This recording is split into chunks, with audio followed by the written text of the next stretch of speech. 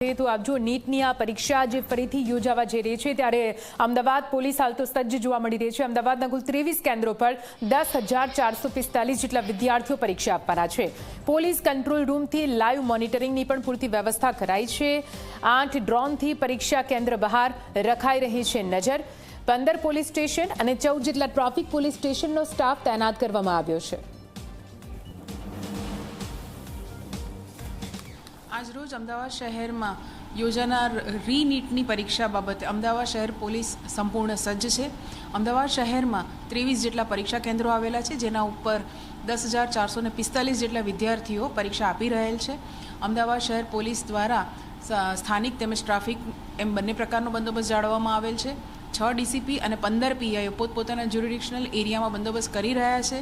14 જેટલા ટ્રાફિકના પોલીસ સ્ટેશનના એસએચઓસ પોતાના સ્ટાફ સાથે ટ્રાફિક નિયમન કરી રહ્યા છે। વિદ્યાર્થીઓને સેન્ટર સુધી પહોંચવામાં કોઈ મુશ્કેલી ન પડે તે માટે પૂરતા પ્રયત્નો પોલીસ દ્વારા કરવામાં આવી રહેલ છે। અમદાવાદ શહેર ક્રાઇમ બ્રાન્ચ દ્વારા ક્યુઆરટી ડિપ્લોય કરવામાં આવેલ છે।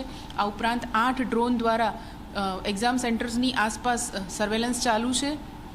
સાયબર ક્રાઇમ ટીમ દ્વારા સતત સોશિયલ મીડિયા મોનિટરિંગ કરી રહેલ છે તથા કોઈ પ્રકારની અફવા ફેલાય નહીં તે માટે સંપૂર્ણપણે તેઓ બાજ નજર રાખી રહેલ છે।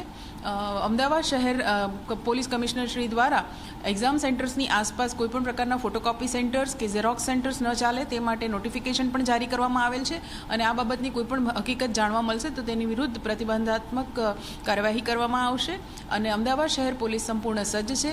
પોલીસ આપને કંટ્રોલ રૂમના નંબર 112 તથા 07925630100 પર અવેલેબલ છે। કોઈપણ જરૂરિયાત કે કોઈપણ મુશ્કેલીમાં પોલીસ કંટ્રોલ રૂમનો સંપર્ક કરવા માટે વિનંતી છે।